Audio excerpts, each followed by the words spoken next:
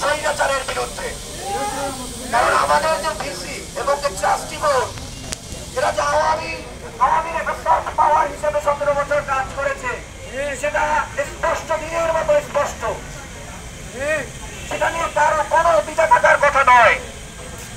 আমরা বিভিন্ন নিউজে, বিভিন্ন ইনভেস্টিগেটিভ রিপোর্টে সেটা স্পষ্টত দেখেছি। আমরা দেখেছি কিভাবে বিগত বছরগুলোতে আওয়ামী ফ্যাসিজমের সহায়তা নিয়ে আমাদের শিক্ষার্থীদের কণ্ঠরোধ করা হয়েছে। আমরা দেখেছি কিভাবে শিক্ষার্থীদের ন্যায্য দাবিগুলোর বিপরীতে দাঁড়িয়ে তাদেরকে ভার্সিটি থেকে বের করে দেওয়া হয়েছে। আমরা সেই সমস্ত স্বৈরাচারী এবং ফ্যাসিস্ট স্টেপের বিরুদ্ধে আজকে কথা বলছি।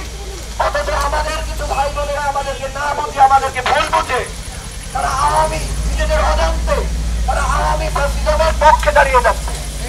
তারা সেই সব কুচক্রী, সেই সব আওয়ামী ফ্যাসিস্টদের মন ভোলানো কথায় তারা ব্রেন ওয়াশ হচ্ছে।